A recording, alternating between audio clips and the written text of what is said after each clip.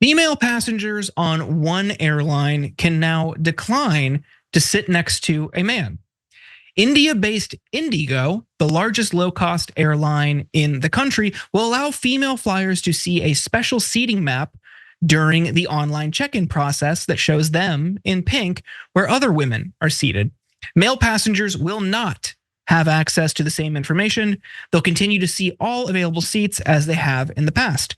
The company said this is an effort to make solo female travelers feel more comfortable. A representative from IndiGo said, IndiGo is proud to announce the introduction of a new feature that aims to make the travel experience more comfortable for our female passengers. This has been introduced on the basis of market research and is currently in pilot mode, aligning with our hashtag Girl Power ethos.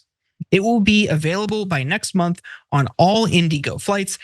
And people online have mixed responses to the new initiative. So let's go to some of those social media reactions where you are sure to find the most brilliant minds and responses. I have no problem with this policy if men are allowed to do this as well, said one X user. Another one chimed in, works both ways, but this will land someone in court. And a Mirror reader said, what happens when a man does not want to sit next to a woman? And I want to bring you in here. What does happen when a man doesn't want to sit next to a woman on an IndiGo flight? Well, usually the airline tells them too bad. And there's actually a specific example that I'm sure no one thought of. I only know about it because we did a story about it a long time ago.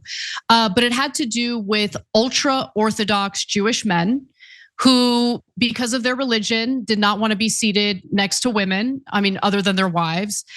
And if I remember that story correctly, please forgive me because it was a long time ago, the airline did not accommodate what they were asking for. So I actually do think there is a legitimate point in regard to allowing for both genders, both sexes, I should say, to choose where they're gonna sit if there is a problem sitting next to the opposite sex. I don't know, people are gonna get mad at me. I don't think I would do any of it. Like, we live in a society, you live in a society, I don't know what to tell you. You're not gonna be able to avoid men, you're not gonna be able to avoid women.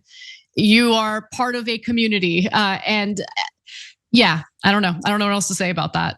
I think I feel a little different about it, right? Like I think I'm a man who was raised by a bunch of women, and my sisters make me like see the world in a different way. Like one of my sisters told me, like, you would never know what it means not to go on vacation by yourself and not have to worry about what's going to happen to you walking down the street or taking out the trash at night. And I think that's a powerful statement, especially when I understand what's going on in India. Like women are being raped in public regularly. Yeah.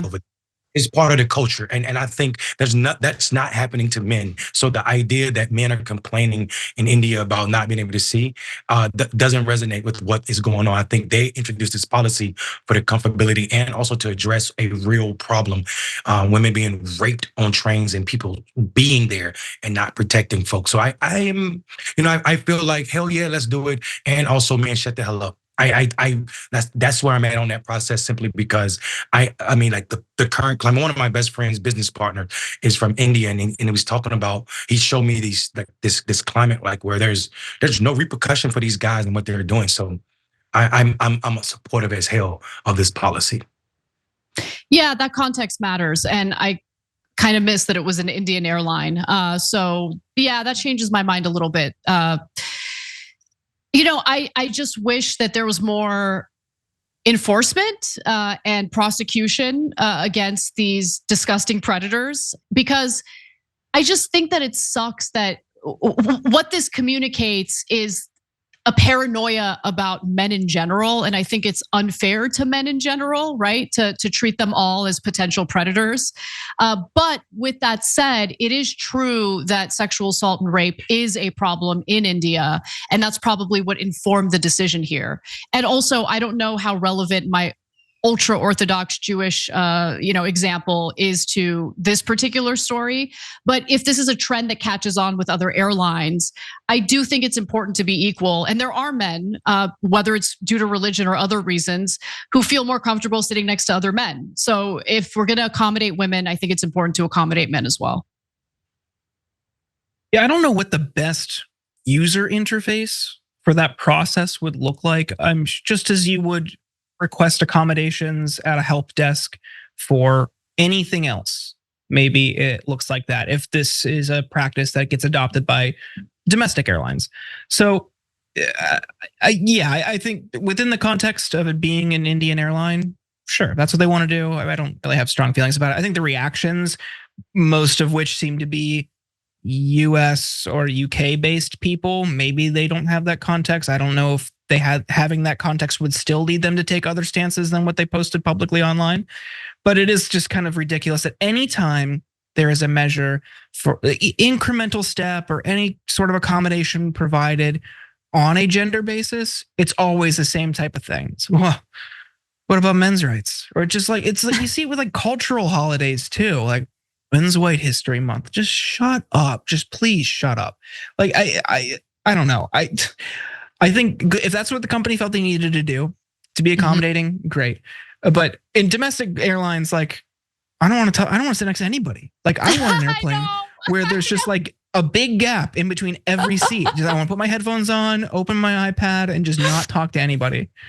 Okay, I was gonna say the same thing, but I was like, okay, let's try not to appear super antisocial. But like, I totally agree with you. Like, there's nothing better than boarding a plane and you hear the flight attendant say, everyone's boarded, we're getting ready for takeoff, and there's no one sitting next to you. And it's like, oh my God, yes. Like, it's the best feeling in the world. I now have a normal size seat rather than half a seat to myself. Yeah. I think that's right. I also think like people sometimes forget that equity is not equality, and I think this to me sounds like an equity policy and not an equality policy, and I think it's necessary. Like 90 rapes per day that are being reported. So imagine the ones that are not being reported in India. And I just think if you're moving women around by themselves, not only do you jeopardize their life on the plane, what's going to happen to them while they're sitting there? What's this person going to do to them if they fall asleep? But also now this person you're traveling alone. What if they follow you or have a gang of folk waiting to follow you? So I appreciate equity, and it seems like an equity policy. But yes, planes where I sit by myself are amazing. Thanks for watching The Young Turks. Really appreciate it. Another way to show support is through YouTube memberships. You'll get to interact with us more. There's live chat emojis, badges.